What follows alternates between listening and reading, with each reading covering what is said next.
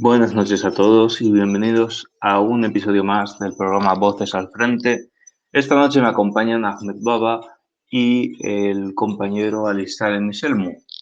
Hoy nos reunimos aquí para conmemorar, en cierto modo, el 27 de febrero y lo hacemos con un programa dedicado a la identidad nacional saharaui.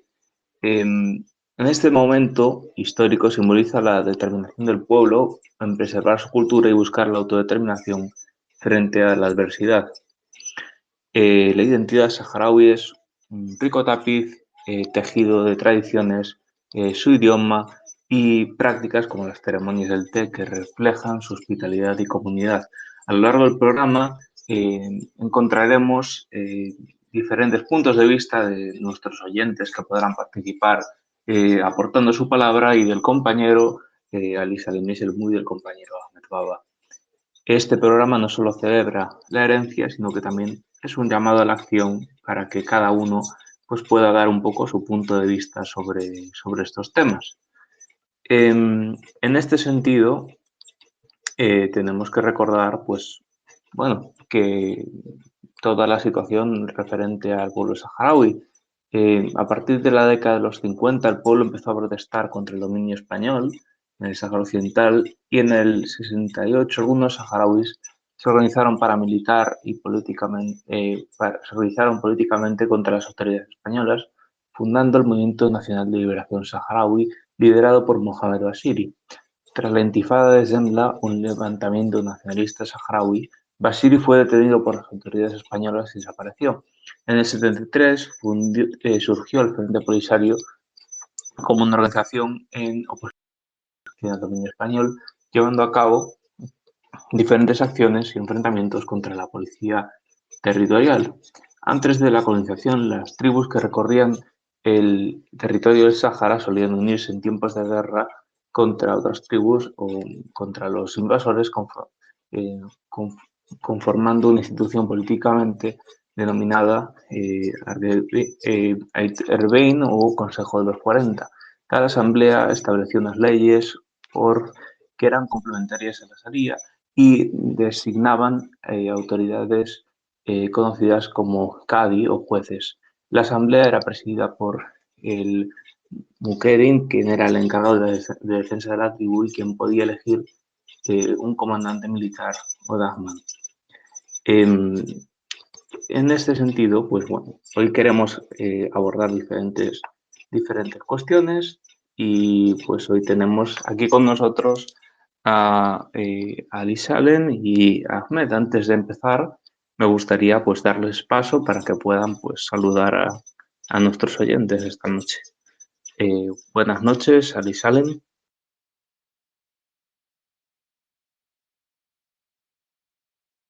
Buenas noches, Héctor. ¿Me escucháis, verdad? Sí, se te escucha perfectamente. Vale, yo nada. Era un poco para aportar mi opinión respecto al tema de lo que es la identidad saharaui y el origen, digamos, del pueblo del Sáhara Occidental, sus raíces y cómo se ha ido constituyendo como grupo humano en el territorio del Sáhara Occidental. Hay que recordar que el Sáhara Occidental, cuando nos remitimos a la prehistoria, digamos que su colonización se inicia a través, digamos, de las primeras, digamos, tribus, Sanjaya o Cenaguíes, que son las tribus proto-bereberes, cuyas, digamos, tumbas podemos hoy encontrar en todo el Sáhara Occidental, tanto desde la zona norte de Segi al-Hamra y Zemmour hasta la zona más meridional del territorio, que en este caso estaríamos hablando del Tiris, del Ezefat, de la zona de la Drar Suttuf, entre otras zonas del territorio del Sáhara Occidental. Por lo tanto, a partir, digamos, de la constitución de esos grupos, grupos humanos protobereberes, podemos hablar de la introducción del dromedario como animal importante y como animal representativo también, como no, de la cultura nómada del Sáhara Occidental, y gracias a él convertido en un medio de transporte y en un medio también para el comercio y para las caravanas que atravesaban el desierto de norte a sur, desde digamos, Mauritania, ciudades como Ouellet o Tichit, o ciudades como Shingiti, atravesando todo el Sáhara Occidental hasta Gleimin, y más al norte en el propio Marruecos, en Marrakech. Esas caravanas que llevaban productos, digamos, podían llevar la sal, podían llevar, digamos, telas, podían llevar, digamos, dátiles, podían llevar oro, podían llevar muchísimas cosas. Por lo tanto, el Sáhara, según los antropólogos, los historiadores, como Ibn Khaldun en su libro Los Prolegómenos, el Muqaddime, entonces queda bien reflejado, digamos, quiénes habitaron realmente el Sáhara Occidental desde un inicio y desde un principio. Y entonces, cuando queremos, digamos, ser más, digamos, precisos en esta cuestión de la identidad saharaui, hay que entender que el Sáhara Occidental es una identidad, digamos, constituida de varios pueblos, de los Beni Hassan, que llegan en torno al siglo XII-XIII, provenientes de la península arábiga y pertenecientes a un grupo que se llama Beni Mahqad, y a partir de ahí hay una guerra entre los Beni Hassan y las tribus bereberes del Mtune y Jdele, que habitaban Mauritania y el Sáhara Occidental, conocida como Shar Beb, eso es. Y entonces la guerra de Beb, a través de ella, digamos que los Beni Hassan logran finalmente someter a los bereberes, y las tribus bereberes se convierten en tribus morábites o se dedican prácticamente al libro, y entonces las tribus guerreras, que en su mayoría son Beni Hassan, son llamados la gente del fusil o los Arab, en alguien que conoce un poco la estructura social de la sociedad birmana, y en este caso del Sáhara Occidental. Y entonces, a partir de ahí, pues lo que tú decías, Héctor, respecto a esa configuración en un consejo, digamos, de notables que dirigía un poco el destino del grupo humano a través de lazos tribales en los que las distintas tribus controlaban pues un territorio determinado de pasto, pozos, etcétera, etcétera, y luego se unían también cuando recibían algún ataque desde el exterior o alguna irrupción de otro grupo humano que podía, digamos, entrar o penetrar en el territorio de ellos. La identidad saharaui, digamos que descansa sobre tres elementos fundamentales que no podemos desconocer: la lengua, la vestimenta, el paisaje. Esos son elementos fundamentales para entender al pueblo saharaui. Hay que tener en cuenta que la Jaimes, el hogar del nómada, está hecha, digamos, de lana, de dromedario y de cabra, y se hace a través de un trabajo manual difícil, realizado por las mujeres, que son los hombres los que hacen la labor de esquilar el ganado, y a partir de ahí esa lana acumulada de la esquila del ganado es pasada por agua hasta un poco hacerla más tierna, menos dura la propia lana, y a partir de ahí las mujeres empiezan a elaborar una serie de cuerdas hasta hacer unas cuantas madejas, transformando esa lana en cuerdas, y esas madejas son tendidas de forma larga de una punta a otra con un palo, y a partir de ahí se hacen los flish, que son las franjas que constituyen la jaima saharaui, y luego esa jaima pues es atada por 4 o 5 cuerdas, y luego con unas puntas que se fijan en la tierra y 2 palos, uno mirando, digamos, hacia el norte y otro palo mirando hacia el sur, y luego la jaima siempre, su puerta está hacia el sur, y en ella pues vive la familia, lógicamente, la familia se constituye de un padre, de una madre, de unos hijos, luego existe un mueble que se llama mshaqab, sobre el cual pues se ponían las mantas o se ponían, digamos, lo que se usaban antiguamente, que era el faro, que era una especie de manta hecha de cuero de oveja o de cabra y que servía para que la familia pudiese abrigarse en el invierno. Luego existe lo que es el ktife, también una especie de alfombra también que servía para ponerse encima de las esteras que se hacían del esparto que crece en el Sahara. Del azarán, por ejemplo, se hace, por ejemplo, la estera, y también de sbat, todos son plantas de espartos que crecen en distintos lugares del Sáhara Occidental. Luego hay que tener en cuenta que también la cultura saharaui no solo fue una cultura caracterizada por el nomadeo, por el pastoreo, por el traslado, digamos, de un lugar a otro en busca del pasto, también fue una cultura semisedentaria, principalmente en la zona de Seger Hamra, que tiene mucha más agua, y en esa zona, en la zona de Imrikli, pues también se hacía el cultivo de la cebada, y entonces cuando había un año muy bueno, se reunían varias familias y sembraban toda aquella zona de Imrikli, con la que, digamos, obtenían grandes cosechas de cebada que guardaban en una especie de pozo que cavaban en la arena, que se llama Metmura, cuyas laderas, digamos, quemaban con el fuego para que tengan más sostenibilidad, y a partir de ahí pues guardaban el excedente del grano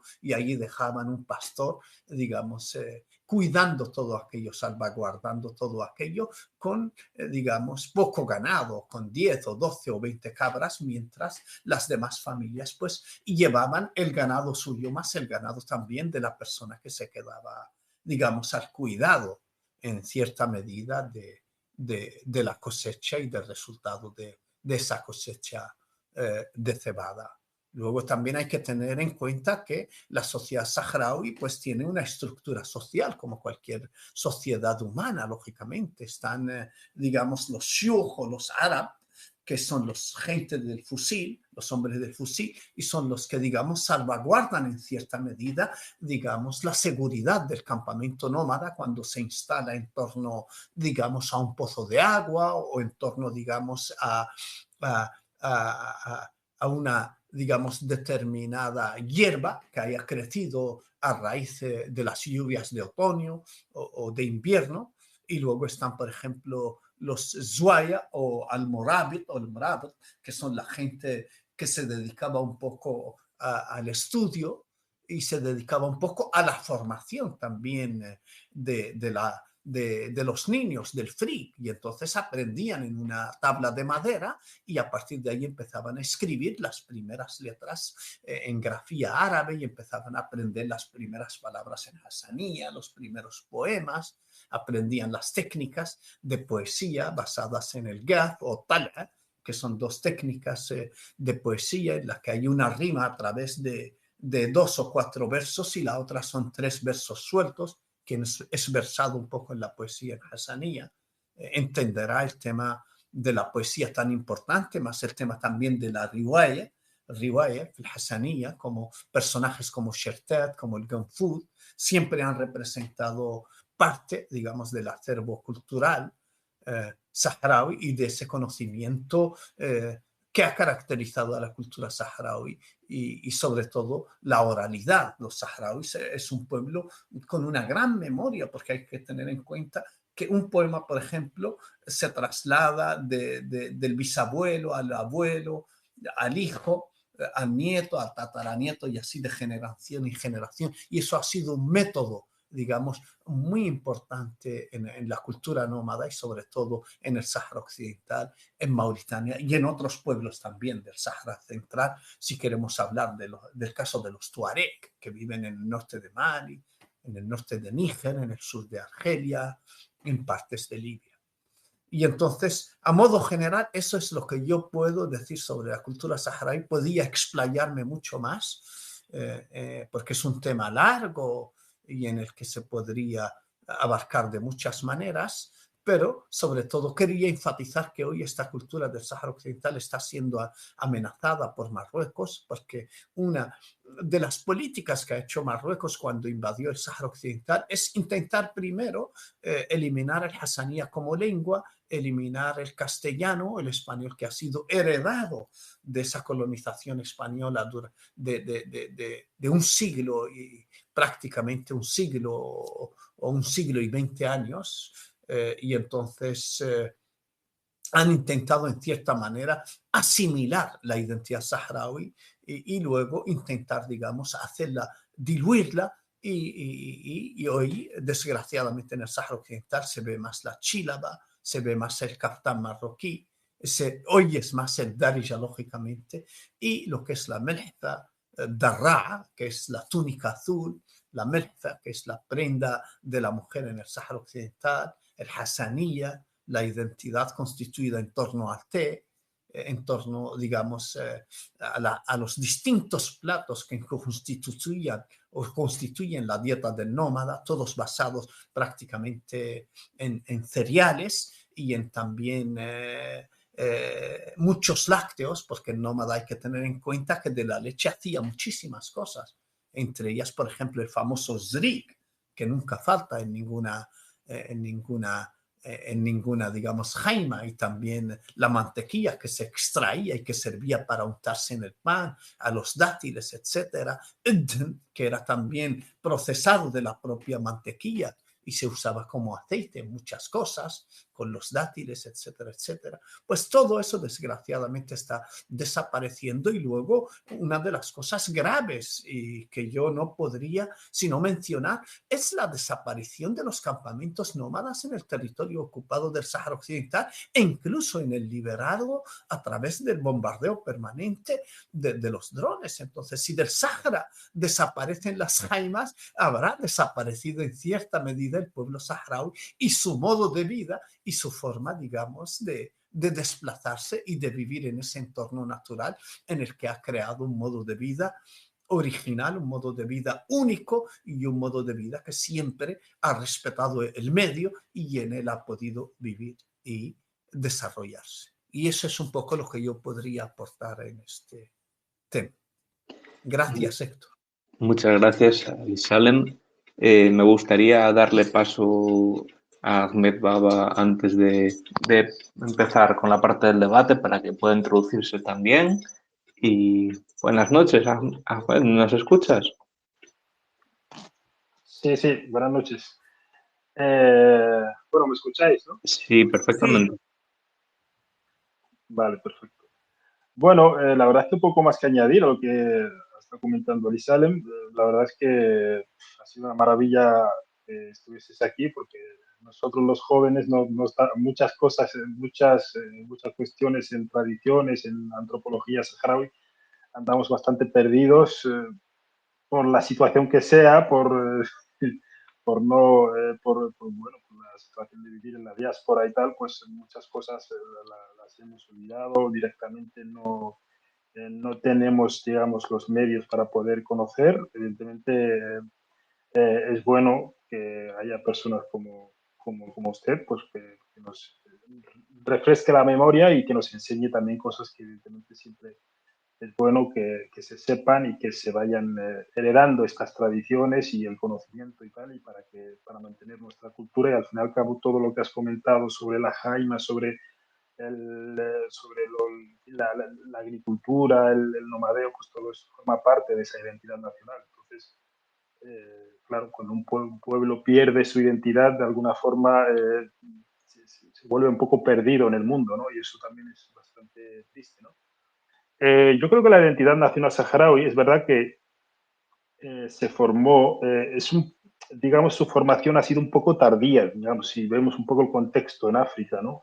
El impulsor de las identidades nacionales en África ha sido el colonialismo. El colonialismo, digamos, por acción o por omisión, ha sido, digamos, el que ha creado, digamos, por contra, las identidades nacionales de muchos países africanos se han formado durante y por oposición al colonialismo. Entonces, esto ha llegado a todos los países africanos y han logrado su independencia. En nuestro caso es verdad que eso tardó más en llegar porque, bueno, digamos que la mayor parte de la presencia española en el Sahara, los saharauis estaban un poco a su bola, digamos, vamos moviéndonos en el desierto, según nos contaban nuestros padres y nuestros abuelos. Los españoles tampoco era una colonización atroz como lo fue la francesa o la inglesa, digamos que tenían un poco de mano ancha con los saharauis, ¿no? Les permitían, bueno, pues su cultura, su tradición, sus jaimas, se movían para un lado, para otro, y era incluso un poco complicado para la administración española en aquel entonces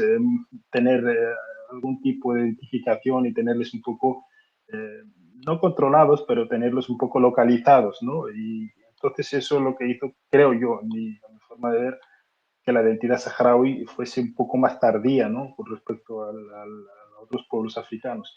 Lo que has comentado, Arizar, sobre el tema de las jaimas es una cosa que me llamó mucho, me llama la atención, porque yo recuerdo que nuestros padres nos decían que durante los niños, por ejemplo, vivían en la zona de Dakhla, en la época de España, decían que siempre, bueno, pues para salir del entorno de las ciudades, los saharauis, el tema de las ciudades, pues les agobia por una cuestión cultural y tal, y siempre buscan salir fuera y al desierto y estar un tiempo a su aire con los camellos, con el ganado, y eso es algo que forma parte de su identidad. En aquel entonces no tenía ningún problema, digamos, las autoridades españolas les permitían salir y estaban el tiempo que volvían a la ciudad, etcétera, no había. Sin embargo, con Marruecos esto ha cambiado en los últimos años, sobre todo. ¿Por qué? Por los planes que tiene el régimen marroquí en el Sáhara Occidental, por el tema del turismo, por el tema de la urbanización, por el tema de la imagen. Para el régimen marroquí, ya la imagen de ver una jaima, por ejemplo, cerca de la playa o en algún lugar cerca de una carretera, ya para ellos es algo negativo, ¿no? Perciben la jaima saharaui, que forma parte de nuestra identidad, de nuestra seña de identidad, lo perciben como algo negativo, como algo negativo para la imagen que ellos quieren transmitir del territorio. Lo hemos visto en los últimos años, hay muchísimas imágenes en redes sociales de cómo queman las jaimas de los saharauis que están acampados, por ejemplo, en la costa, como también en la zona del interior, que se supone que no hay ciudades, no hay poblados, no hay, digamos, movimientos humanos, pues también cualquier tipo de construcción que construyen en el desierto, pues son quemadas. Muchas veces estas construcciones, jaimas o pequeñas casas hechas de adobe, son permanentes y la gente pues se desplaza a la ciudad, está el tiempo que tenga que estar en la ciudad y luego vuelve otra vez. Y hemos visto en las redes sociales últimamente como que cuando vuelven a salir de las ciudades a ver a esas construcciones, pues las ven destrozadas y por ahí han pasado las excavadoras marroquíes, etcétera. Esto determina que los marroquíes están empeñados en acabar con la identidad saharaui, porque eso forma parte de esa identidad. Eh, el tema de la lengua, ya lo ha dicho Aysal, el dialecto saharaui es prácticamente marginado en las escuelas, el castellano, bueno, pues prácticamente ha desaparecido, los nombres de las ciudades, la toponimia que había castellana ha desaparecido. Hay un intento de borrar la identidad saharaui. Yo espero que si existe esa identidad, si existen señas de esa identidad, como la lengua, como las jaimas, como ciertas cuestiones, pues eso eh, eh, digamos, puede ser la semilla para un futuras reclamaciones políticas, etcétera, por parte de esas personas. Y entonces buscan hegemonizar, digamos, la cultura saharaui a la cultura marroquí a través también de la colonización masiva del territorio, ciudadanos marroquíes, etcétera.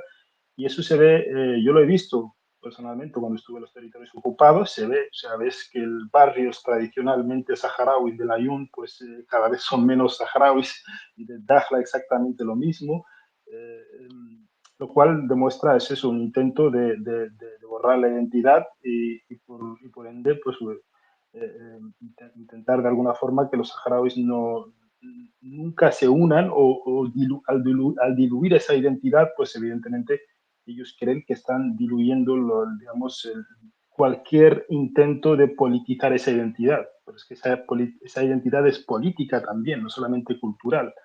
Nosotros nunca hemos estado bajo la administración de ningún sultanato o emirato marroquí, por lo tanto es una identidad propia, separada de la marroquí. Evidentemente hay cosas en común, como en toda la zona digamos, geográfica, el área geográfica en la que vivimos, pero mantener la identidad es importante porque nos distingue y nos da, digamos, nuestras propias raíces, aparte de que mantener la cultura, las tradiciones y todo lo que ha comentado Alisalem es importantísimo, porque si no tienes esa identidad, esa seña, eso que te diferencia de tu verdugo, pues evidentemente pierdes mucho, digamos, pierdes mucho a la hora de poder reclamar cuestiones políticas en el futuro. Y nada, esto era lo que quería comentar como introducción. Muchas gracias, Ahmed. Yo, bueno, quería hacer mención a algunos temas. En primer lugar, creo que está muy relacionado el concepto de nación con el de identidad nacional o identidad, en este caso identidad saharaui. Para mí, desde luego, como dice Ali Salem, el concepto de las tradiciones y la cultura es muy importante. Mismamente en un poema dedicado a la cultura, Badi expresaba que buscamos en las tumbas de los muertos para orientar a los vivos. Una nación es una comunidad humana estable, históricamente formada y surgida sobre la base de la comunidad del idioma, del territorio, de la vida económica, de la psicología, que evidentemente se manifiesta en la cultura. Y ahí hay una relación entre la nación y la identidad nacional. Eh, la identidad nacional para mí es el sentimiento de pertenencia a dicha nación. Se constituye en parte la nación a partir de esa identidad nacional. Y una nación sin identidad nacional es una nación inevitablemente débil. Y, de tal forma que normalmente los estados buscan reforzar la identidad nacional y lo que está buscando Marruecos en el caso saharaui es el debilitamiento de la identidad nacional saharaui para intentar reforzarse en esos planes expansionistas. Quería preguntar una cuestión que en parte ya ha sido totalmente desmentida o en parte desmentida porque en este tema las cosas no son tan sencillas, que es si la identidad saharaui es un producto de la lucha por la independencia o tiene raíces más profundas que perdurarían sin el conflicto o si es simplemente una combinación de ambas cosas, las raíces y también la parte de la independencia. Yo creo que son ambas cosas, pero le cedo la palabra a Liz Allen para que pueda extenderse un poco sobre este tema.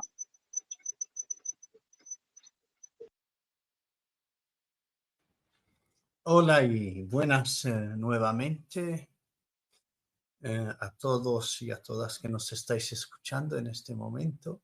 Yo lo que podría añadir sobre este tema es realmente es en lo concerniente, digamos, a la identidad del pueblo saharaui o del pueblo que habita el Sáhara Occidental. Nosotros a la hora de hablar, digamos, de los estados-nación o cómo surgen los estados-nación, nos tenemos que remitir lógicamente a la historia. Y ninguna nación nació siendo nación. Por poner algún ejemplo, España. En España, pues, tenemos muchos pueblos y muchas identidades que son, a fin de cuentas, forman el actual, digamos, Estado español.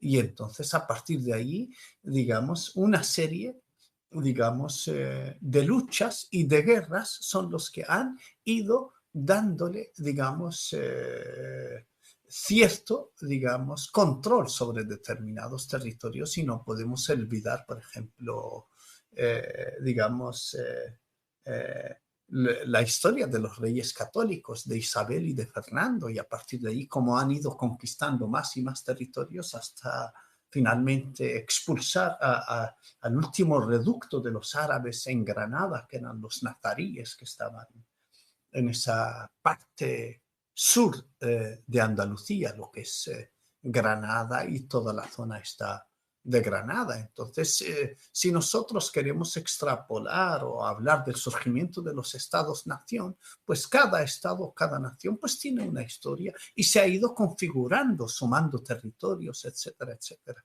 Y en el caso del Sáhara Occidental, lógicamente, hay que hablar de un pueblo, y un pueblo que tenía un control y una soberanía sobre un territorio determinado. Y por lo tanto, cuando los españoles llegaron allí y negociaron su presencia en el Sáhara Occidental, ¿con quién negociaron? Con los saharauis, obviamente.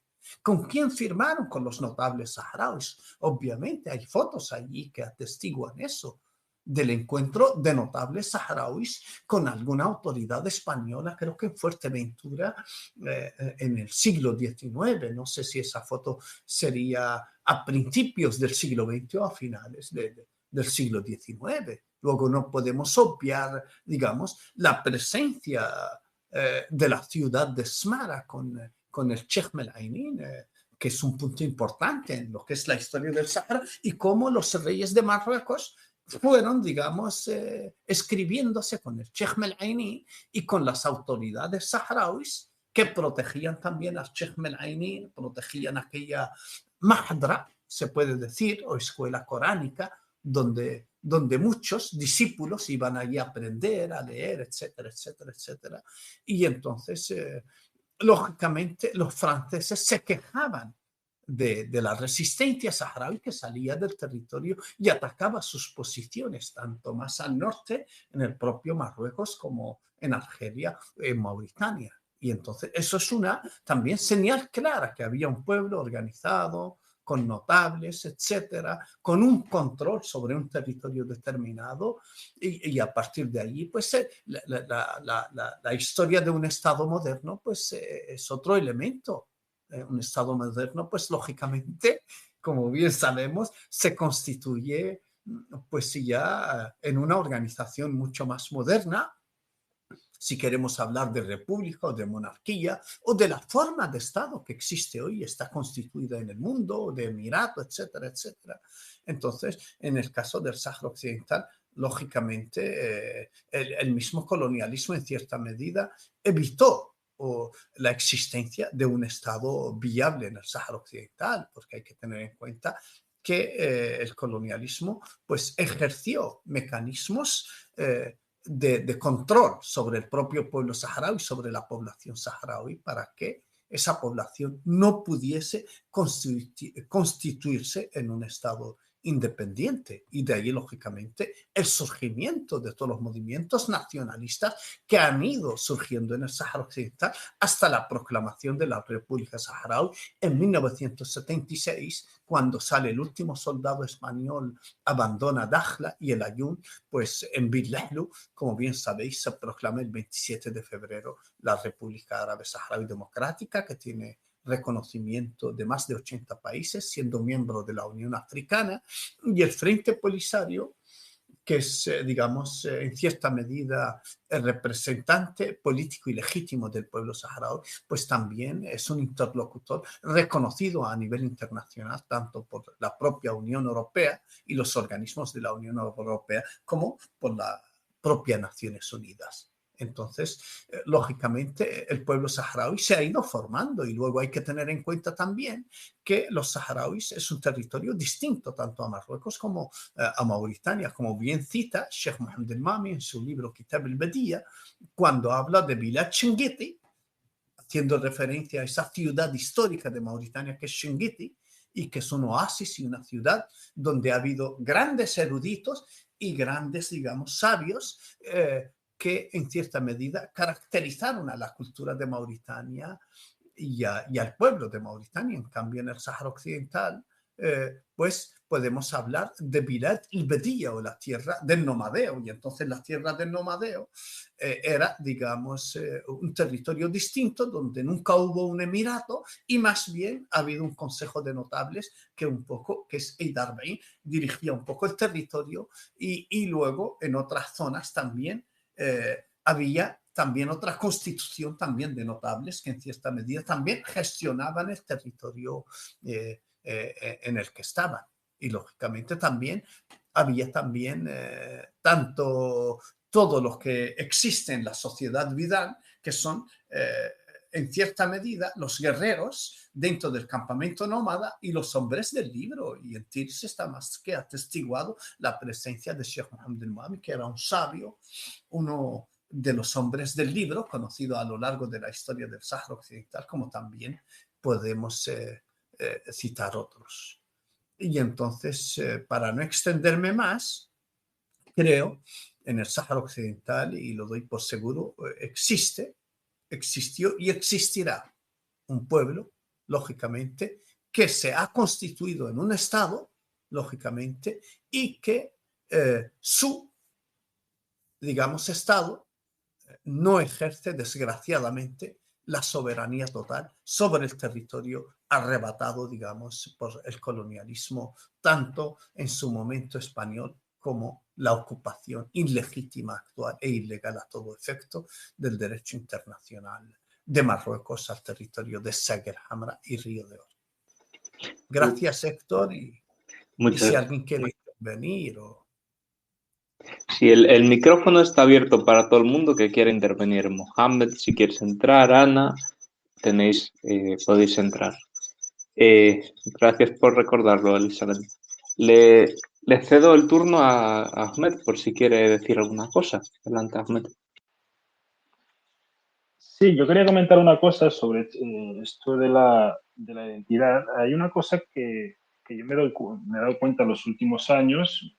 Bueno, es una cosa ya que ya viene de antes, pero en los últimos años se ha intensificado mucho y nosotros nos damos cuenta pues digamos, en los directos que hacemos, cada vez que tenemos algún debate con algún marroquíes y tal, que es el hecho de intentar negar la identidad saharaui por parte de la propaganda marroquí.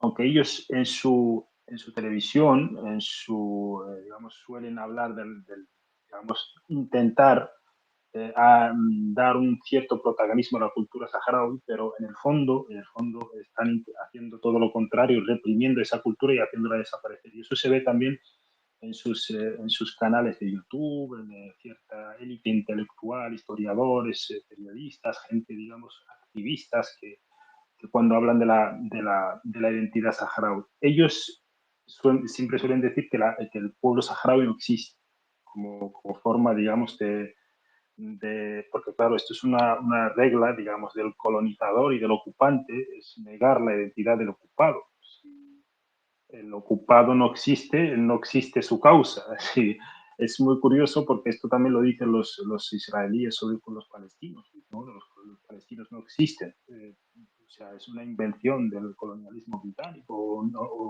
o intentar desarraigarlo de su territorio diciendo que ese pueblo se tiene que ir a otro lugar, que viene de otro lugar, que en algún momento de la historia llegó aquí, nos ocupó y nos arrebató este territorio, etcétera. Ellos, en el caso de los palestinos, suelen decir que vienen de la península arábiga, etcétera, y que son árabes y todo, totalmente falso. Los palestinos son los filisteos de siempre, solo que ahora se arabizaron en el siglo VIII o el siglo VII y hoy, y anterior a eso, pues tenían otras identidades. Los saharauis, es verdad que hubo una emigración por parte de ciertas tribus árabes al Sáhara Occidental, pero también había mucha más población amazigh y árabe y bereber verdad que hubo ahí enfrentamientos y tal, pero se acabaron, digamos, con el tiempo mimetizando y formando la actual cultura saharaui. Se nota también en el dialecto saharaui que muchas palabras en bereber, todavía existe mucho toponimia, etcétera. Digamos que el hecho de negar la identidad saharaui es lógico por parte de un colonizador porque de alguna forma estás desarraigando este territorio, desarraigando ese pueblo de su territorio. Y también estás, digamos, negar su identidad y cuestionar el origen también. Porque si cuestionas el origen, dices que este pueblo en algún momento llegó de algún lugar, pues de alguna forma estás intentando justificar poder expulsarla a ese lugar del que vino en algún momento. Quiero decir, es un poco todo muy absurdo, pero es una propaganda que nosotros solemos ver mucho en las redes sociales cuando hacemos publicaciones y tal, pues siempre nos dicen vosotros no existís porque el Sáhara, los saharauis también hay en Egipto, bueno, ellos hablan de la palabra saharaui, del topónimo, como si eso fuese algo que pertenece a todo el desierto del Sáhara. Es verdad que nosotros llevamos el topónimo, digamos, de lo que es el desierto del Sáhara, pero somos los originarios, los pueblos originarios de ese territorio. los que hemos vivido allí siempre. Entonces, ¿qué pasa? Que si cambiamos lo de la República Saharaui y ponemos República, no sé, del Río de Oro y Safi Alhambra, parece que eso vale. No, pues tampoco vale, porque no conciben que pueda haber un Estado allí, porque para ellos eso forma parte del Reino de Marruecos. Es lo mismo en la cuestión de árabe, por ejemplo, en el nombre de la República Árabe Saharaui Democrática, pues ellos cuestionan mucho lo de árabe, cuando dicen, no, es que lo de árabe os otorga una identidad árabe, por lo tanto sois ajenos al norte de África, porque el norte de África es bereber y os tenéis que volver a la península arábiga, etcétera. Yo siempre suelo hacer un juego bastante divertido con ellos, que es decirles, bueno, yo no tengo ningún problema en volver a la península arábiga, siempre que se vengan con nosotros los alawitas, ¿no? Que son los que gobiernan en Marruecos y se supone que ellos dicen que son también árabes, ¿no? Y entonces ya ahí cambian el discurso y dicen, no, bueno, pero eso nosotros hemos jurado lealtad a ellos, etcétera. Nosotros no tenemos ningún problema. Si hay que cambiar la palabra, pues se cambia también. Al final son palabras y son cuestiones totalmente insignificantes, pero eso son cuestiones que ellos utilizan en la propaganda. Yo diría la propaganda no oficial, pero oficiosa, digamos, la propaganda dirigida al pueblo llano, a la gente que no conoce la historia del Sáhara Occidental, simplemente tienen los eslóganes típicos del ocupante marroquí y lo utilizan para atacarnos a nosotros, ¿no? Los saharauis somos árabes, sí, somos bereberes también, somos africanos, al fin y al cabo somos africanos también, o sea, somos una mezcla de todo eso y las identidades, me parece que hablar de identidades en el siglo XX, o sea, identidades en cuestiones de intentar rechazar al otro por una identidad, me parece totalmente absurdo, ¿no? No tenemos ese conflicto identitario que probablemente tengan algunos como estos de la propaganda marroquí que nos suelen atacar por el hecho identitario, ¿no? No tenemos ese conflicto, por suerte, porque si vamos también a lo de árabe, bueno, pues en todo el norte de África ha habido tribus árabes que se han instalado con las conquistas árabes y la islamización del norte de África, que les vamos a decir también que se tienen que ir. Hubo mezclas, por lo tanto, es totalmente absurdo en 2025 seguir hablando de que uno viene de allí y otro, porque al final, si nos ponemos a tirar de ese hilo, acabamos llegando de que los bereberes también en algún momento de la historia pues vinieron de algún lado. Los bereberes, cuando hablamos de bereberes, hay muchas culturas bereberes, tampoco se puede decir que existe una única cultura bereber o amazigh, son muchas culturas y muchas identidades y están es un crisol de culturas en el norte de África y por lo tanto ellos, yo noto que cierta propaganda marroquí nos suele atacar tirando, digamos, por esto, por cuestiones árabes y bereberes, digamos, como nosotros tenemos lo de la República Árabe en nuestro nombre, por lo tanto no tenemos derecho a fundar un Estado árabe en el norte de África siendo bereber. Me hace gracia porque ellos forman parte de la Liga Árabe, Marruecos, entonces legalmente es un país árabe, Marruecos, legalmente. Otra cosa es que tenga esas raíces bereberes, como lo tiene Argelia, como también lo tiene el Sáhara, como lo tiene Mauritania, como todo el norte de África. Entonces, es un poco, es una batalla que parece un poco absurda, la verdad que lo es, pero en el fondo hay un intento de negar esa identidad saharaui, de desarraigarlos de su territorio utilizando las cuestiones identitarias. Y yo creo que esto es una batalla que nosotros evidentemente vamos a seguir respondiendo con argumentos históricos y no caer en un populismo barato de cuestiones genéticas y tal, que me parece totalmente fuera de lugar. Nada, esto era lo que quería comentar y no sé si hay alguien más que quiere comentar algo. Muchas gracias, Ahmed. Uno de los puntos que también quería abordar, a ver si es capaz de subir de nuevo a Liz Salem porque se nos ha caído, pero está otra vez por aquí como oyente, era sobre, digamos, cómo está afectando este proceso, bueno, esta situación desde el 75 a lo que sería, digamos, la identidad saharaui, tanto la parte de la gente que está ahora mismo en los campamentos como en la diáspora. Es decir, cómo está respondiendo la población a todos estos cambios, porque está habiendo mucha gente pues, que van a estudiar o que han ido a estudiar a Libia o a Siria o han estado en Cuba y pues creo que es una pregunta que tengo respecto a eso y que también pues me gustaría que dices un poco tu punto de vista. Bueno, una cosa curiosa que llama la atención de la cultura saharaui, a diferencia de otras de su entorno geográfico, es que cuando un joven saharaui, cuando una familia saharaui se muda a vivir en algún país europeo o emigra, etcétera, por muy, aunque vaya a un lugar totalmente recóndito de ese país, en un pueblo pequeño, etcétera, siempre buscan a otros compatriotas o en ese pueblo o en los pueblos de alrededor, etcétera. Siempre existe esa unión de buscar, digamos, a sus compatriotas, intentar pues, tener esos ratos de té, de hablar de cuestiones culturales y de relaciones familiares. Digamos, eso es algo que yo he notado, porque yo llevo muchos años viviendo en España, y es una cosa que enseguida uno se da cuenta.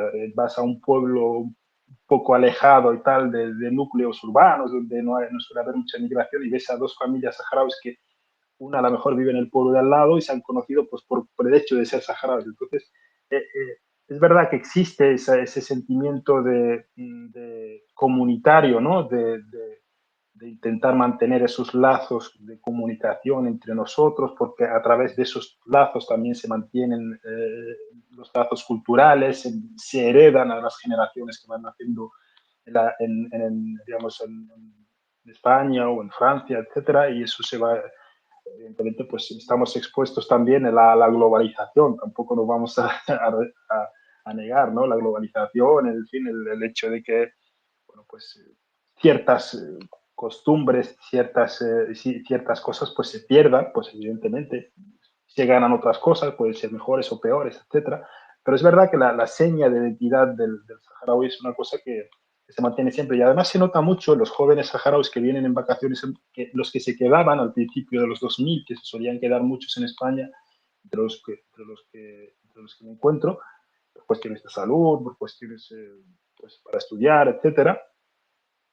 Una de las cosas, yo por ejemplo, por contar un poco mi caso, yo me quedé muy joven con una familia española, tenía apenas 9 años y tal, pero la familia la verdad que siempre mantuvo esa relación con la familia biológica y siempre hemos mantenido ese, digamos, siempre me han visto como digamos, han intentado con un gran éxito que no pierda mis raíces y eso la verdad que siempre lo agradezco.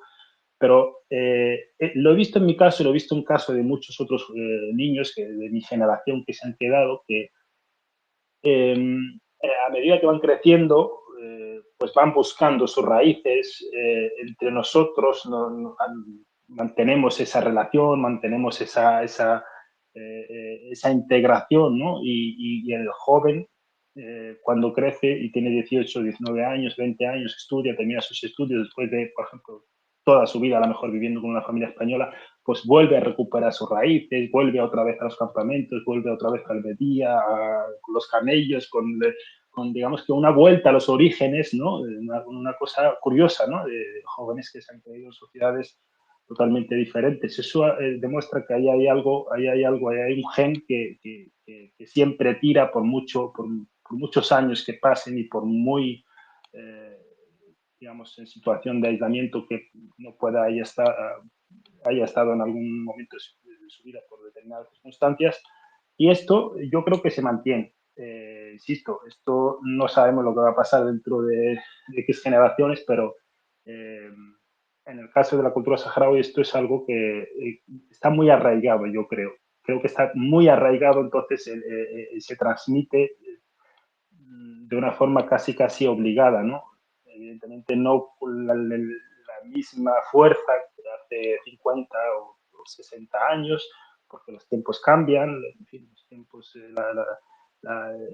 la globalización, como comentaba antes, pero al fin y al cabo es bueno que mantengamos nuestra cultura, nuestras tradiciones, nuestra forma de ver y entender el mundo, nuestra forma de ser, porque eso es al final la seña de identidad y la seña de identidad es un principio básico para defender los derechos políticos. Yo creo. Muchas gracias, Ahmed.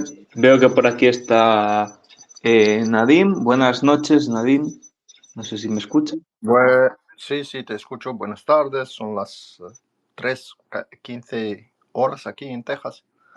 Me alegro que me das la oportunidad, el privilegio de hablar con mis hermanos y hermanas del Sahara Occidental. Mis saludos por las hermanas saharaui que conocí en la escuela en Mostaganem, es la ciudad. Yo nací en Mostaganem, pero ahora desafortunadamente vivo en Texas, Estados Unidos, ya hace 40 años. En la escuela de medicina en Argel tenía como 10 amigos y hermanos que son ahora médicos ya maduros, tienen 50 y más. Me alegro que el pueblo del Sahara Occidental ya resiste, nunca va a renunciar a su causa. Los marroquinos van a ver la rendición tan esperada, especialmente sobre todo con esa época de los republicanos en el poder. Yo sé, en España, en Argelia, todos son anti-gringos, todos son anti-Estados Unidos, pero la realidad es la realidad. El maestro de ese teatro es ese país. Ojalá van a hacer vender y comprar y comprender que el territorio del Sahara Occidental es 1.000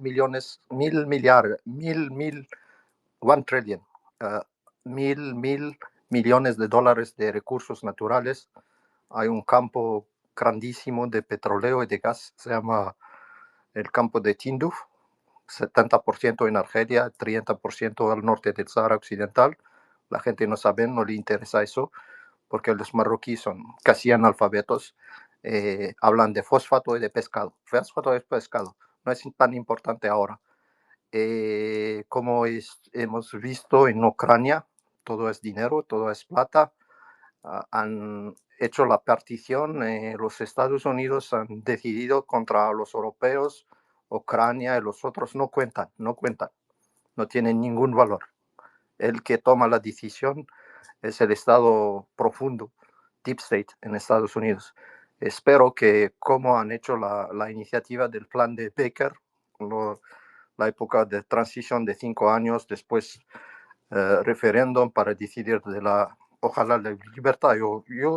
Yo soy el hermano, el amigo desde mi infancia de los saharaui. Yo creo que un día va a ocurrir esa independencia, pero tenemos que hacer esa formalidad de referéndum y no importa si hay colonias marroquíes ahora en los territorios ocupados.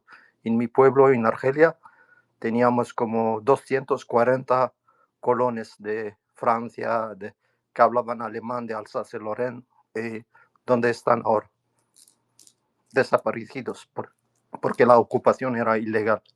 Eso también va a ocurrir a lo que va a pasar en el Sahara Occidental.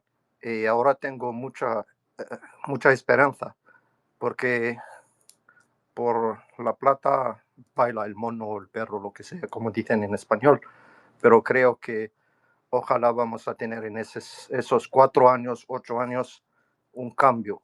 Marruecos no cuenta. Marruecos como régimen no cuenta, sino para servir, ¿cómo decir?, objetivos de esa política expansiva de la OTAN, pero hay límites a todo. Como hemos visto ayer con el señor Zelensky, casi le han pegado por su cortesía que falta, por esa mala cortesía, como decir eso. Mi español no es tan bueno, pero ojalá también van a cambiar.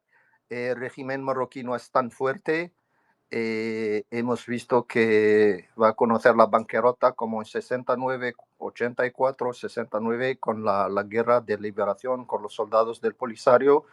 Si no fue la ayuda y la salvación pagada por los reinos árabes de Saudi, de Kuwait, de Emiratos, no podría conseguir la guerra. Vamos a ver, eso quería compartir con ustedes y gracias. Saludos por Héctor también, por su actividad y el trabajo de información que hace por los saharaui, porque el más importante es no perder esperanza. Eso es muy importante. Toda la propaganda marroquí no sirve a nada. Dicen que el pueblo saharaui es de menos de 500,000 personas.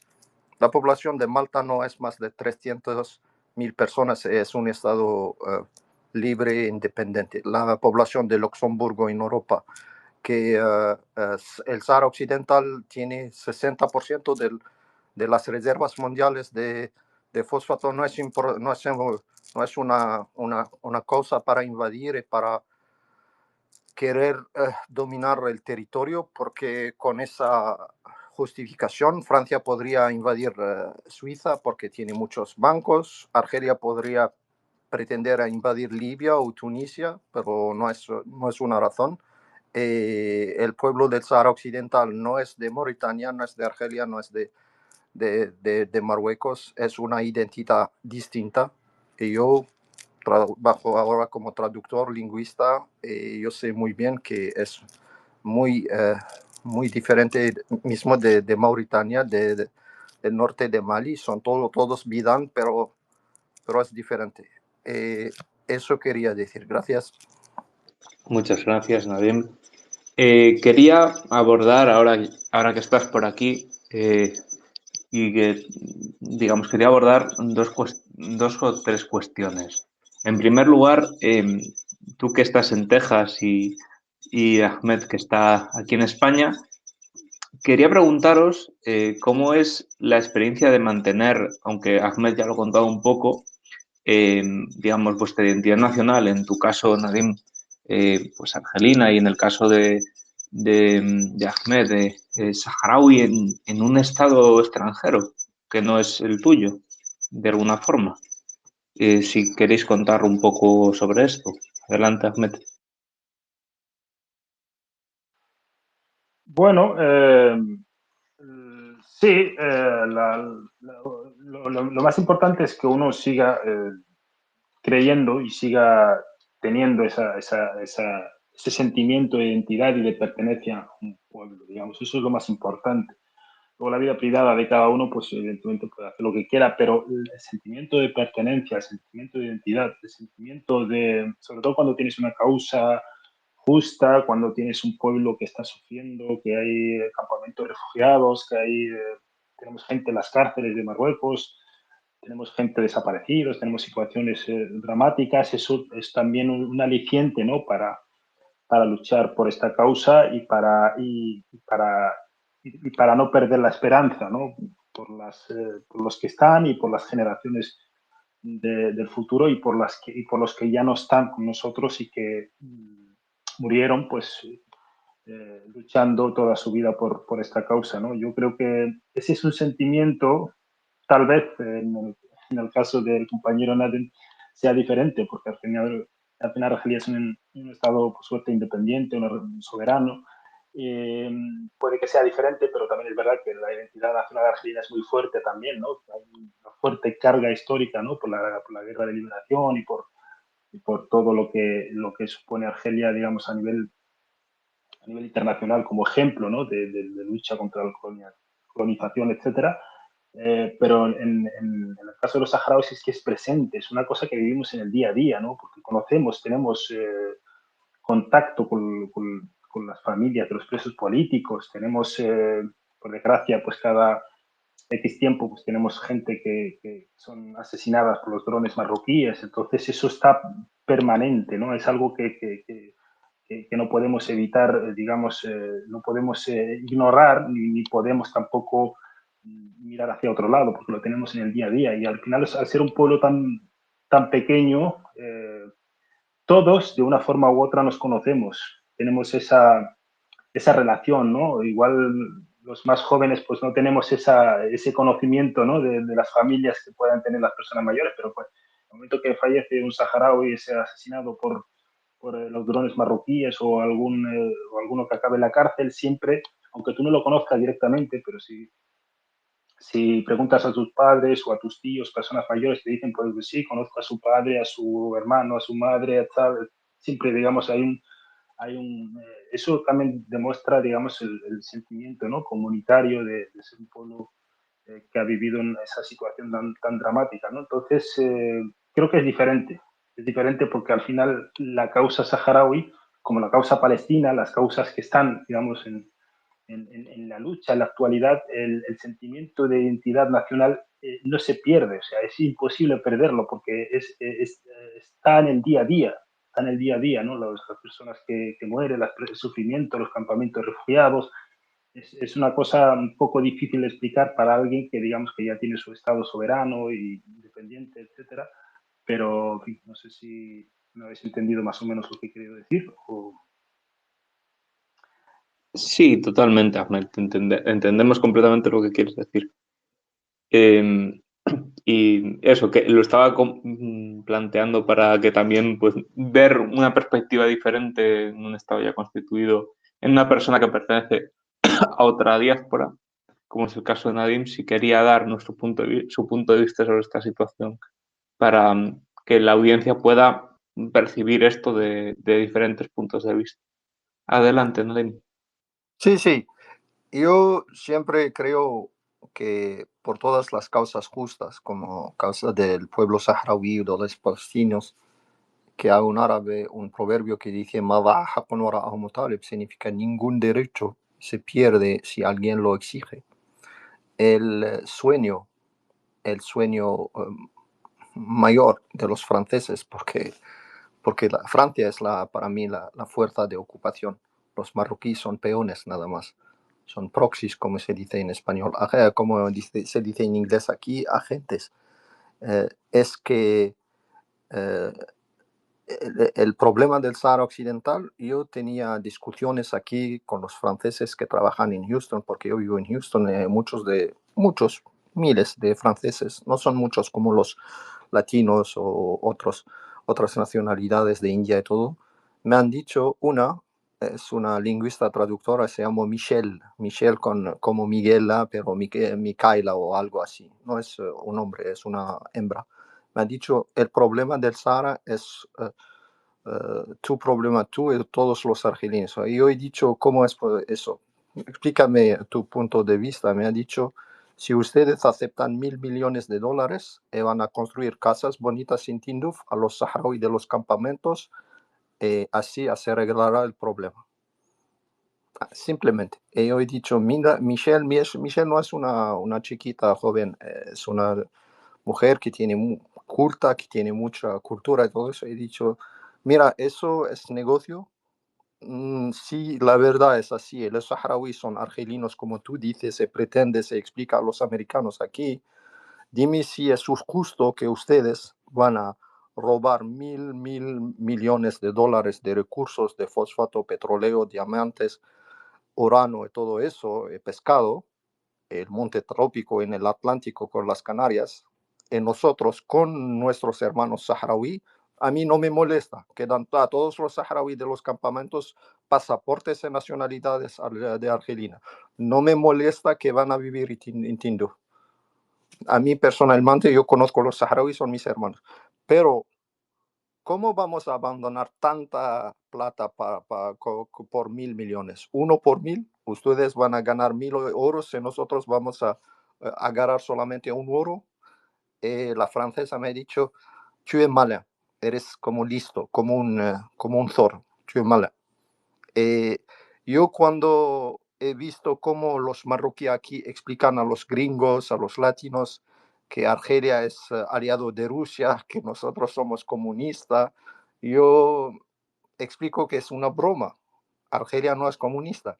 El Polisario no es un movimiento comunista. De izquierda sí, de justicia social sí, la escolarización de las mujeres y las niñas sí, la abolición de la esclavitud, de otras cosas del pasado antiguo, del medioevo, sí, pero no somos comunistas. No hay esa alianza. En el mismo debate, aquí en Houston, en la universidad, un marroquí me ha dicho, ustedes son comunistas, ¿vale? He aliado de Hezbollah y de Irán.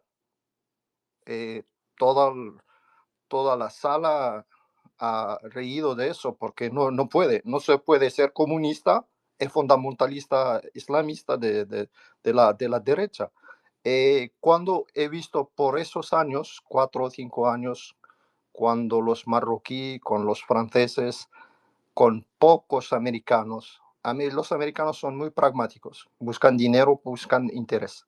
Y unos sionistas que tienen porque aquí el peligro es enfrentar, tener una confrontación con los sionistas, porque te signalan, tienen como redes. ¿Dónde vas? Van a molestarte por tus posiciones, si eres por la Palestina o por... Pues si tocas los judíos sionistas, si vas a hablar contra Marruecos, contra Francia, no importa, pero si tocas o si vas a decir que la alianza de Marruecos, de Francia es con Israel, te molestan. Esa gente tenían como espíritu de jubilación, que Selina, como dicen los marroquíes, se acabó la causa saharaui por el reconocimiento de un tuit del señor Trump y todo eso. Y yo me he dicho, se acabó, ¿verdad?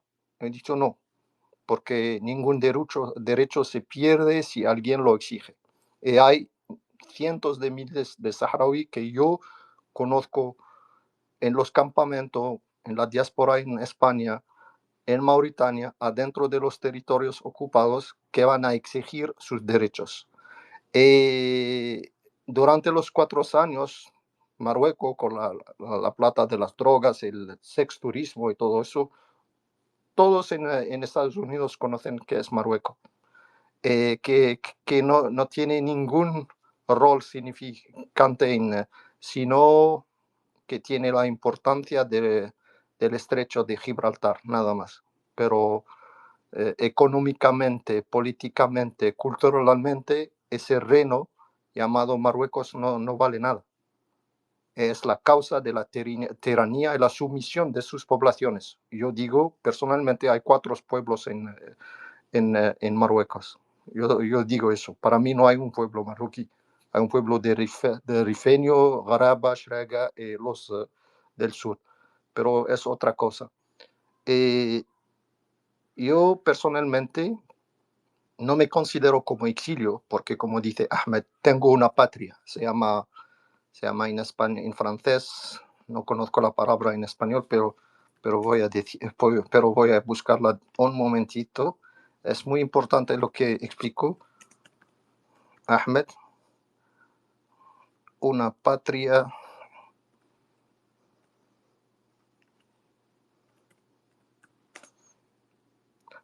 de reserva. Es como una persona manejando un carro, un coche, como dicen los mexicanos aquí, dicen carro, no dicen coche. Tiene 4 ruedas, pero una rueda de reserva. Yo tengo el pasaporte de Estados Unidos, pero siempre me digo, si algo malo, podría ir a Argelia. Es una patria de reserva. Pero los saharauis no tienen nada. No tienen esa patria. Esa patria está como arrugada. Yo me imagino el sentimiento de no tener una patria donde ir en caso de, no sé, de nostalgia, de falta la familia, te falta. Eso es terrible por los saharauis que viven en... Yo, por ejemplo, he visitado España como 4 o 5 veces, y una vez en una estación de autobuses en Valencia, he visto una saharaui con la melfa y todo, hablando hassanía. Quería saludarla, pero me he dicho, ella va a pensar que soy marroquí o que voy, porque argelinos, no sé cómo parecen, pero ella va a asustarse porque ese hombre habla árabe, adivina que soy saharaui y quiere hablar conmigo. Le he visto sola en esa silla. Hay otros mundos hablando hassanía, que es un idioma árabe muy raro, muy distinto, muy separado de los dialectos. Es muy difícil por los otros árabes a entender. Y me he dicho, eso es el Sahara Occidental. Eso es la causa casi huérfana, que nadie va a soportar, nadie conoce. Por eso quería hacer un saludo especial por Héctor, porque Héctor, con su esfuerzo en TikTok, también aquí en Twitter, y debemos seguir la lucha, no olvidar, siempre exigir que hay justicia. Toda la argumentación de los marroquíes es hecha en Francia, yo lo sé desde 40 años, esas ideas de autonomía, que no hay pueblo saharaui, que la causa es entre Argelia, que hay rivalidad, que Argelia hay Yo, por ejemplo, escuché un espacio en árabe de los saharauis, un saharaui me ha dicho, porque tú eres argelino, llegas aquí, porque saharauis son muy libres entre ellos, no hay dictadura. No me molesta que una persona tiene opinión diferente del mío, me ha dicho, tú llegas aquí para hacer propaganda de Argelia, para incitarnos a ayudarte en esa lucha, esa competición entre Marruecos y Argelia. Eso es falso. No hay ninguna competición entre Argelia y Marruecos.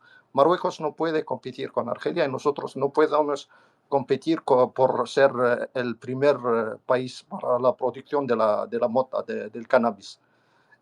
Todas esas cosas son como estafas de los franceses para que la colonización sigue el pillaje de los recursos naturales del Sahara Occidental. Porque el sueño de los franceses que abandonan los saharaui su causa, que andan vivir y aceptan la autoridad del Makhzen, que Argelia abandona, porque me dicen un judío marroquí que habló español y habló francés. Fue a una reunión por discutir sobre las causas de América Latina.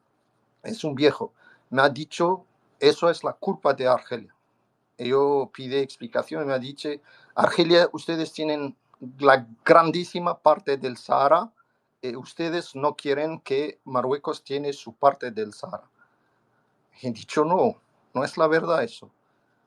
Él me dice también, ustedes son racistas contra bereberes o no sé, todo eso. Y yo vi que ese judío, su idea es como dividir los pueblos, usar su conocimiento de la cultura regional para hacer la propagación del colonialismo. Y yo no quería contestar a sus ideas porque eran falsas, pero me he dicho, mira, esa persona, porque tiene como propaganda y como la soft power, ese poder dulce o poder emocional, nadie va a acusarlo de ser un inmigrante o trabajar afuera de su país, que es Israel o Marruecos. Pero yo, porque soy víctima de esa propaganda contra el tercer mundo, como no existe el tercer mundo para mí, pero dicen así. Yo cuando vivo, trabajo en Texas, me dicen, tú eres culpable de abandonar tu país porque llegaste aquí, porque robas nuestros beneficios, ¿qué haces aquí? En España una persona me ha dicho, ¿llegaste de Argelia en pateras? En Alicante, en el año 2019. Yo llegué por avión de New York con mi pasaporte americano, pero esa persona era mi vecino del piso. Yo he alquilado un piso de Airbnb y me pregunto, ¿de dónde eres? Yo soy de Argelia. Llegaste en patera, era racismo, era insulta, pero yo no quería batallar con un vecino por un mes. Yo tenía una sonrisa, pero siempre para contestar al final la pregunta sobre cómo vivir afuera, hay ese poder cultural de las palabras. En una reunión, la misma francesa me ha dicho, vivo aquí porque mi marido es un agente técnico de petróleo, trabaja en una refinería y todo eso. Y yo simplemente para un poco provocarla he dicho, ustedes son inmigrantes. Me ha dicho, no, somos expatriados. Tú eres inmigrante. El argelino es inmigrante, es pobre, tiene color de piel canela o café, pero ella, la blanca, es expatriada. La palabra inmigrante es una insulta para la francesa, pero prácticamente somos dos. Yo soy lingüista, su marido trabaja en el campo de petroquímico y todos somos dos inmigrantes. Pero eso también explica esa noción por qué cuando somos extranjeros en otros países debemos explicar la naturaleza de lo que es inmigración. Inmigración es un fenómeno humano en todos los países. No tiene ninguna hacer con la religión, la raza o la cultura, todo eso. Pero es así. cómo mejorar la situación de cada uno es con la comunicación. Siempre cuando yo tengo el poder de explicar que, por ejemplo, el Sahara Occidental es el Sahara Occidental, no es un problema de dividir el Marruecos, lo hago, especialmente con los árabes, palestinos, de Jordania, de Egipto. Aquí todos dicen la propaganda de marroquí, que Argelia quiere dividir Marruecos, que Marruecos, a Marruecos pertenece el Sahara Maghrebía, el Sahara marroquí y todo eso. Eso es un esfuerzo para explicar todo eso, para corregir todo eso. Podemos hacerlo cada minuto con las redes sociales. Gracias. Muchas gracias, Nadim. Y para concluir, me gustaría hacer una pregunta que, bueno, me hubiese gustado que estuviese aquí una compañera que es profesora en un centro en los campamentos. Pero bueno, aprovecho y se le pregunto a Ahmed a ver si puede dar su opinión sobre esto. Si no, pues damos por concluido. Que es cómo debería enseñarse la identidad nacional en las escuelas. Si deberíamos hacer un trabajo mayor en la divulgación de la identidad nacional saharaui en el pueblo saharaui y hacer un trabajo más grande de protección de las tradiciones. Adelante, Ahmed. Sí, bueno, yo imagino que eso se sigue haciendo. Yo la verdad es que estoy un poco perdido en eso porque aunque tengo familia allí, tengo sobrinos que siguen estudiando allí y tal, pero no estoy muy informado de cómo está haciendo ese tema de la protección de la identidad saharaui, las escuelas y tal. Pero sí que recuerdo cuando éramos pequeños, en los años 90, pues esa identidad estaba presente en todo, ¿no? En todos los ámbitos académicos donde estudiábamos de pequeños, ¿no? Siempre, pues, a la entrada de los colegios, pues, teníamos que cantar el himno nacional en la plaza del colegio, ahí, pues, izar la bandera todas las mañanas, aprender la letra del himno nacional, cantarlo, hacer las celebraciones, por ejemplo, de la proclamación de la RAS, el día de la Fundación del Polisario, todos digamos, los festivos nacionales, siempre recuerdo, siempre los recuerdo con mucho cariño, ¿no? De participar en los actos, de las banderas, incluso nos poníamos los trajes militares y hacíamos simulaciones como que desfilábamos, ¿no? Como algo totalmente lúdico. Algo que, por cierto, la propaganda marroquí suele utilizar esas fotos, esas imágenes en contra, ¿no? De nosotros, como utilizarlas como que el Polisario está entrenando a niños para la guerra, etcétera. Cuando son festividades lúdicas en las escuelas, en los colegios, que forma parte, eso también es bueno que se mantenga y supongo que se mantiene para formar a los jóvenes en esa identidad nacional y mantenerlo, ¿no? Sí que yo no entiendo, o sea, no estoy al tanto ahora mismo si eso continúa siendo así, imagino que sí, porque la familia y tal, pues me cuentan que el listado de la bandera, ciertas cosas se siguen manteniendo. Eh, y bueno, eso es muy importante porque evidentemente las generaciones del futuro pues tienen que seguir, digamos, con ese sentimiento de pertenencia, con esa de saber que tienen una identidad, una patria robada, que nos robaron, unos derechos que nos han robado, que nos han reconocido, pero que nos han robado a la vez la comunidad internacional.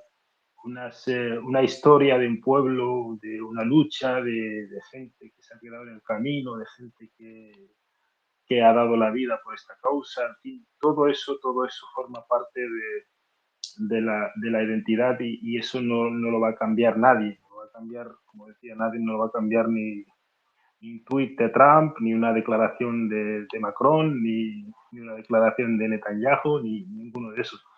Esa gente pues actúan por intereses simplemente en Marruecos, han visto el interés, Marruecos se ofrece cosas a las empresas francesas, contratos, etcétera, para que Macron le diga que el Sahara es marroquí, sobre este, Trump, pues evidentemente Trump apoyó que el Sáhara es marroquí a cambio, siempre a cambio. Hay que recordárselo a los marroquíes, que muchas veces ellos siempre dicen, no, es que Trump nos ha reconocido Estados Unidos, pero no, nunca mencionan la moneda de cambio, ¿no? Del por qué, ¿no? El por qué era pues que Marruecos tenía que restablecer relaciones diplomáticas con Israel, ¿no? Y eso es así, o sea, la política funciona con intereses, y los intereses cambian conforme cambian también los políticos. También tenemos que tenerlo en cuenta. Ha habido países que han retirado el reconocimiento de la República Saharaui por presión de Marruecos, y han cambiado los gobiernos de esos países y han vuelto a revertir otra vez esos reconocimientos. Lo hemos visto en Perú, en algunos países de africanos, etcétera. Eso es una política totalmente absurda, la política de los consulados fantasmas en el Sáhara, consulados que por supuesto no existen, no trabajan. No, vais a cualquier consulado de Leyún o Dakhla de cualquier país africano, de estos que han abierto últimamente, y veis que no tienen actividad, están cerrados, no hay ningún tipo, y tenemos familia ahí que nos lo cuenta. Esta política, pues al régimen marroquí le viene muy bien a nivel propagandístico, pues para mantener a la gente, digamos, para hacerles creer como que la comunidad internacional está cambiando la legalidad, la legalidad internacional en la cuestión del Sáhara, cuando es falso. La legalidad solo la puede cambiar las Naciones Unidas. Evidentemente, las Naciones Unidas no puede decirle a Estados Unidos que no reconozca el Sáhara, porque por desgracia tiene el poder que tiene, pero Estados Unidos puede hacer lo que quiera, pero tampoco tiene garantía Marruecos de que el gobierno que venga después. Esto, por ejemplo, se vio muy bien en la cuestión, y perdóname que me haya salido el tema, se vio muy bien en la cuestión del famoso consulado, no sé si os acordáis, que llegó a abrir Trump en el Sáhara Occidental en enero del 2021, justo unos días antes de que dejara la Casa Blanca. Abrió un consulado en Dakhla, y el embajador de Estados Unidos en Marruecos fue a inaugurarlo con el ministro de Exteriores marroquí, etcétera. Hicieron un acto allí un poco curioso. Ese consulado, cuando tomó posición Biden de la presidencia, el día 20 de enero del 2021, 10 días después, el día 30, se cerró, o sea, fue cerrado, desapareció de la web del Departamento de Estado, de la Embajada de Marruecos, de Estados Unidos en Marruecos, desapareció. Y ahora Marruecos quiere que Trump le vuelva a reabrir otra vez. Claro que Trump, como un buen hombre de negocios, no lo va a hacer gratis. Querrá algo a cambio de Marruecos. Se habló últimamente de trasladar parte de los gazatíes que quieren expulsar a Marruecos a cambio de que Marruecos a cambio de que Estados Unidos abra ese consulado, etcétera. Entonces, esa política de chantaje permanente en la que ha caído el régimen marroquí en la cuestión del Sáhara es verdaderamente lamentable. Incluso yo creo que a nosotros nos beneficia. Mucha gente cree que no, pero yo creo que sí. Yo creo que nos beneficia esa política, que los países les chantajeen, que Macron le chupe la sangre al régimen marroquí para sus empresas francesas a cambio de una palabra sobre el Sáhara en el Parlamento.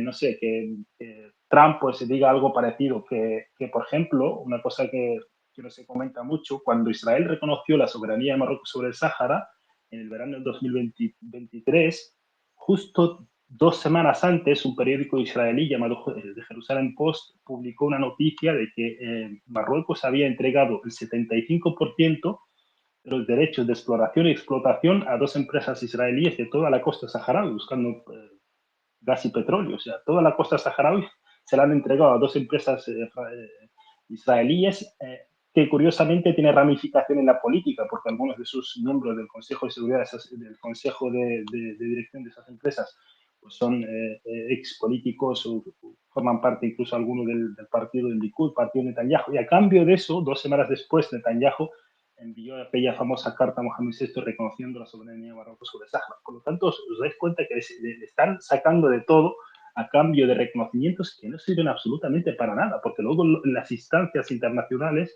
Marruecos pierde siempre, cada vez que hay un litigio internacional por la cuestión del Sáhara, pierde. Lo vimos en el Tribunal de Justicia de la Unión Europea el año pasado, cuando en octubre determinó de que cualquier acuerdo comercial entre Marruecos y la Unión Europea no puede incluir el Sáhara Occidental porque es un territorio que no le pertenece y que en todo caso tendría que tener el permiso del representante legal del territorio, que es el Polisario. Eso fue un golpe muy, muy duro. Por ejemplo, hace 2 días, un tribunal de arbitraje deportivo de Suiza, el TAS, como curiosidad, para que veáis cómo esta gente, a la hora de la verdad, siempre pierde a nivel legal. Este tribunal, en relación a un partido de fútbol que se tenía que celebrar el año pasado en Argel entre un equipo marroquí y un equipo argelino. El equipo marroquí llevaba una camiseta con un mapa de Marruecos, incluyendo el Sáhara Occidental. El equipo argelino se retiró, perdió la competición y la competición continuó su curso, pero la Federación Argelina de Fútbol pues estableció una denuncia ante el TAS y un año después, justo fue ayer, creo, antes de ayer, el TAS, el Tribunal de Arbitraje Deportivo, sacó una sentencia diciendo que el equipo argelino tenía razón y que ese mapa es ilegal porque no son las fronteras reconocidas por las Naciones Unidas. Y por lo tanto eso marca un precedente porque esa decisión tiene jurisprudencia para todo el deporte, no solamente para el fútbol. Ningún deportista marroquí, ningún futbolista marroquí en el futuro podrá utilizar ningún mapa que lleve el Sáhara Occidental en su vestimenta, ninguno, porque puede ser descalificado, puede ser denunciado en caso de que haya alguna denuncia con esa sentencia en la mano. Lo que quiero decir es que siempre, cada vez que hay un litigio a nivel legal en la cuestión del Sáhara, tanto deportivo como político, o judicial, siempre la causa saharaui triunfa. Pero cuando entran por medio los intereses espurios y miserables de los gobiernos de Trump, de Netanyahu, de Macron, etcétera, entonces, evidentemente, esta gente no mira el derecho internacional, no miran las cuestiones legales, simplemente se manejan por intereses. Pero incluso esos intereses pueden cambiar conforme cambian ellos mismos, porque los políticos cambian de sus países y cuando cambian los políticos, pues no tienes garantía de que el político te vaya a cambiar, pues te vaya a mantener la misma posición que te dijo el anterior, o te pedirá más, tendrás que ofrecerle más para que te siga diciendo que el Sáhara es marroquí. Es una política de chantaje permanente que el régimen marroquí cree él que le funciona porque le viene muy bien para su propaganda interna, pero yo creo que a los saharauis nos viene también muy bien porque para demostrar ante su propia opinión pública, la opinión pública marroquí, y ante la opinión pública internacional de que ese territorio está ocupado y que esa política precisamente de chantaje permanente que están sometiendo los gobiernos a Marruecos determina y es la prueba más clara y fehaciente de que el Sáhara Occidental no es marroquí. Perdona, Héctor, que me he ido un poco del tema porque es un tema que quería comentar. Gracias. Gracias, Ahmed. Nada, muchas gracias a todos por participar hoy en el programa.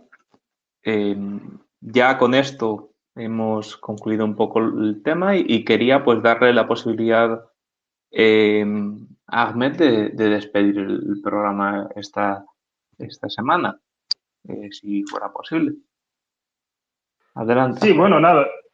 Sí, vale, pues la verdad que te agradezco este espacio. Es bueno hacer espacios en Twitter. Yo la verdad es que no es algo que no es un ámbito al que suelo entrar mucho a nivel de espacios. Es verdad que tuiteo mucho, pero no participo en espacios.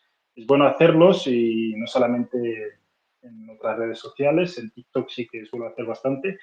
Y espero que, bueno, pues poder contar con más espacios como este y te agradezco mucho, Héctor, el haberlo hecho posible y esperemos que con el tiempo pues se vayan reincorporando más compañeros, compañeros argelinos, saharauis, españoles y que puedan dar también su opinión sobre la cuestión del Sáhara Occidental. Nada, muchísimas gracias y nos vemos en una próxima ocasión.